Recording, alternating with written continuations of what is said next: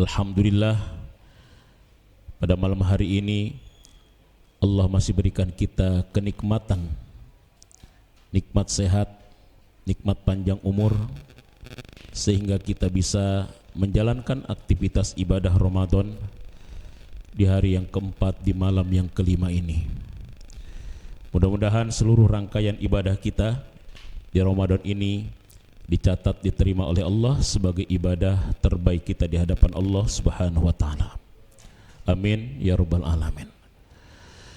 Tema kita pada malam hari ini bagaimana membangun ikatan ruhiyah antara kita dengan Ramadan. Kalau bahasa milenialnya, membangun chemistry antara diri kita dengan Ramadan, sehingga ada kecocokan, sehingga kita asik, sehingga kita betah, sehingga kita nikmat ketika menjalankan ibadah Ramadan. Yang pertama, perlu kita sadari bahwa Ramadan ini adalah kenikmatan yang sangat besar. Ibnu Rajab Al-Hambali mengatakan, bulugu syahri Ramadan ni'matun azimah. Orang yang disampaikan oleh Allah umurnya kepada Ramadan, orang yang diberikan kesempatan oleh Allah untuk hidup di Ramadan adalah orang yang dikasih nikmat yang sangat besar.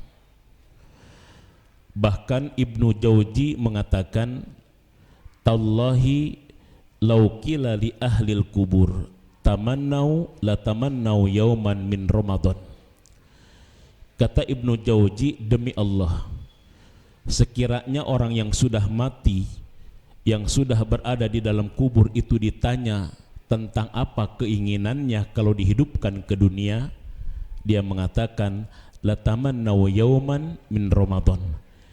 Keinginannya cuma satu, hidupkan aku walaupun cuma satu hari di bulan Ramadan. Ini menunjukkan tentang kehidupan di Ramadan ini adalah kehidupan nikmatun azimah, nikmat yang sangat besar. Karena kita pada saat ini juga lihat, tidak semua orang diberikan kesempatan Allah untuk mendapatkan nikmat Ramadan.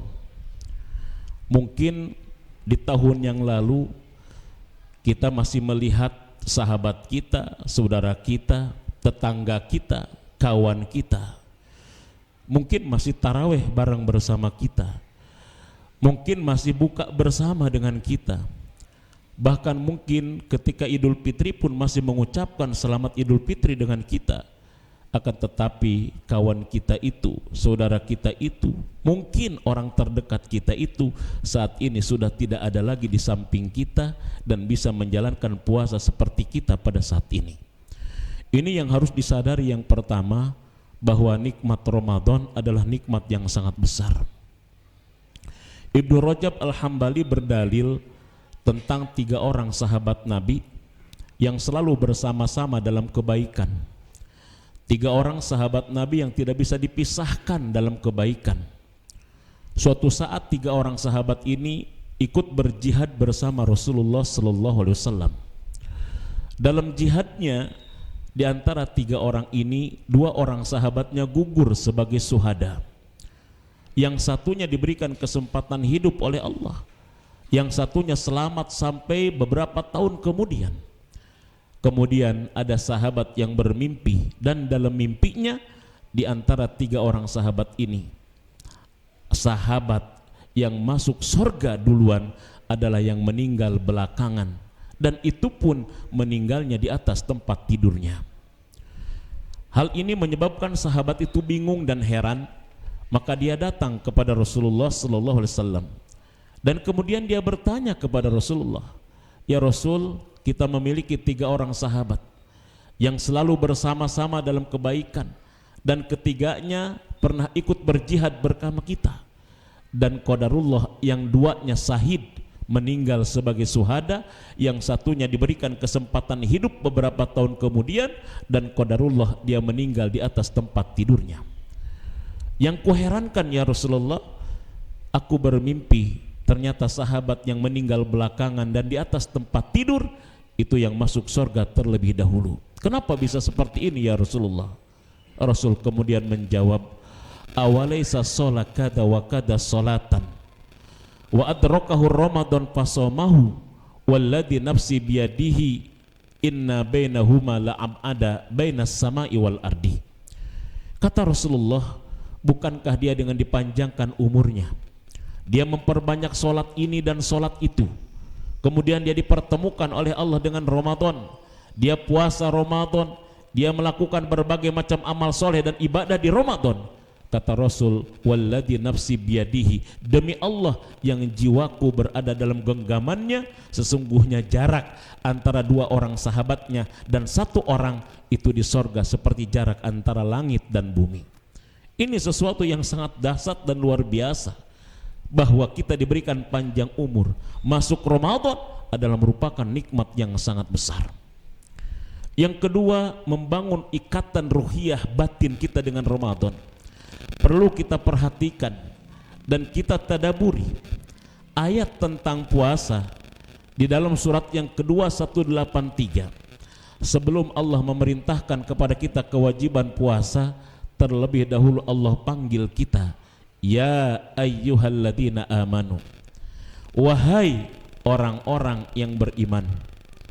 Hadirin jamaah salat Isya dan tarawih yang dirahmati oleh Allah, ini adalah merupakan panggilan yang sangat mesra, indah dari Allah kepada hambanya.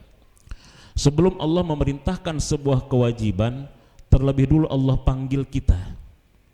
Dalam bahasa Arab, kata panggilan itu bukan masuk kalimat khobar, bukan juga masuk kalimat insaiyah, bukan kalimat perintah, bukan kalimat informasi. Tapi kata panggilan dalam bahasa Arab itu pertama untuk menegaskan tentang kualitas orang yang dipanggil namanya. Kata Ali bin Abi Thalib, huruf panggilan dalam ya ayyuha itu ada 3. Satu namanya ya, yang kedua ayyu, dan yang ketiga ada haknya. Ya ayyuha, kata Ali bin Abi Thalib, adalah merupakan makna yaknya itu yang dipanggil dari orang beriman adalah jiwanya.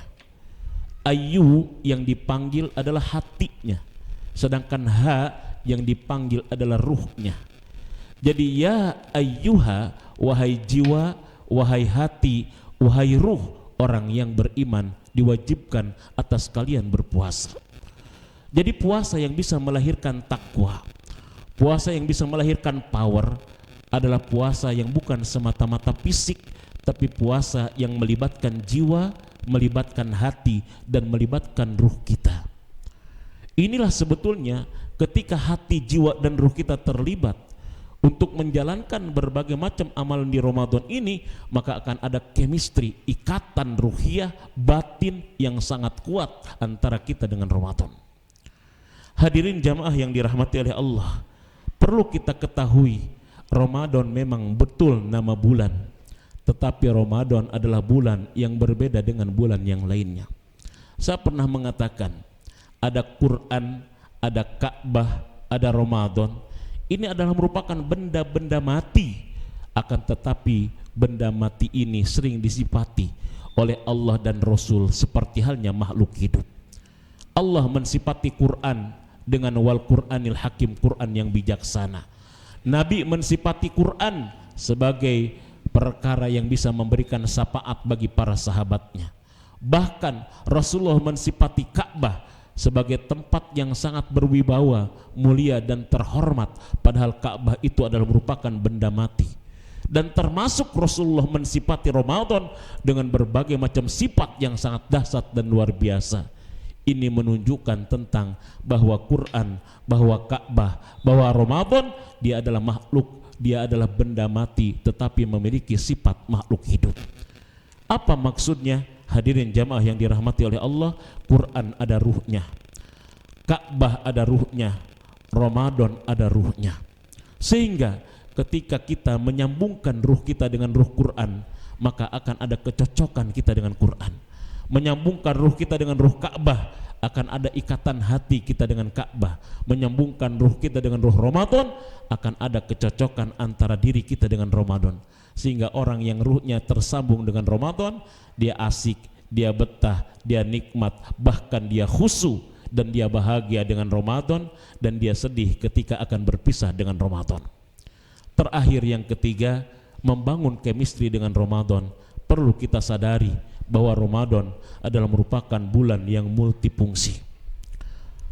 Ibnu Rajab Al-Hambali ketika yang lain mengatakan Ramadan dengan keistimewaannya, Ramadan dengan keutamaannya, tapi Ibnu Rajab dia menjadikan sifat Ramadan dengan fungsi-fungsinya.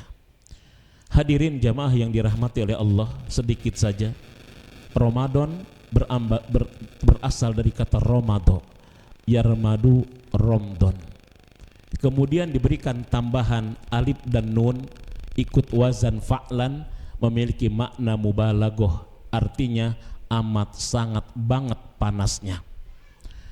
Kita lihat ketika ada api yang memiliki panas tertentu, kemudian dimasukkan tembaga, dimasukkan baja, dimasukkan besi.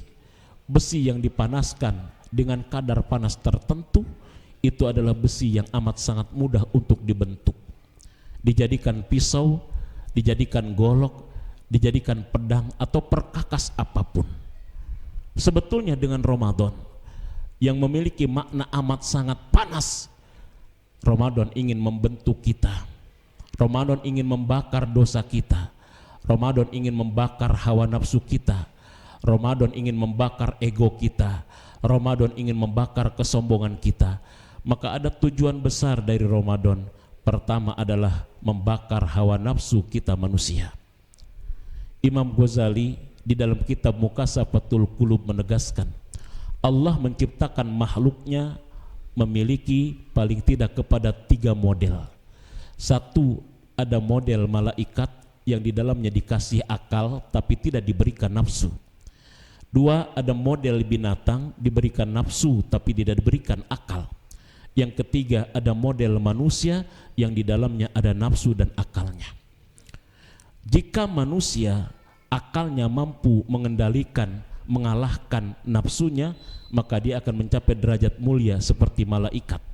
Tapi jika nafsunya yang mengendalikan akalnya, yang menekan akalnya, maka dia akan lebih rendah daripada binatang. Maka orang puasa, kata Rasulullah, as-shaimuna malakun biswaril insan. Orang puasa itu adalah malaikat-malaikat yang berbentuk manusia. Malaikat sholat 1000 rakaat tanpa ada nafsu.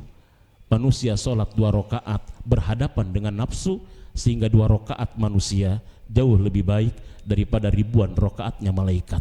Itulah hebatnya orang puasa, bisa melebihkan derajat para malaikat ketika dominasi akal mengalahkan dominasi nafsu kita.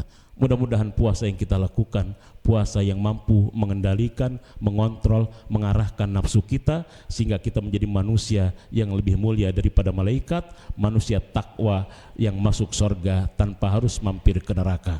Mudah-mudahan ada manfaatnya. Billahi taufiq wal hidayah. Assalamualaikum warahmatullahi wabarakatuh.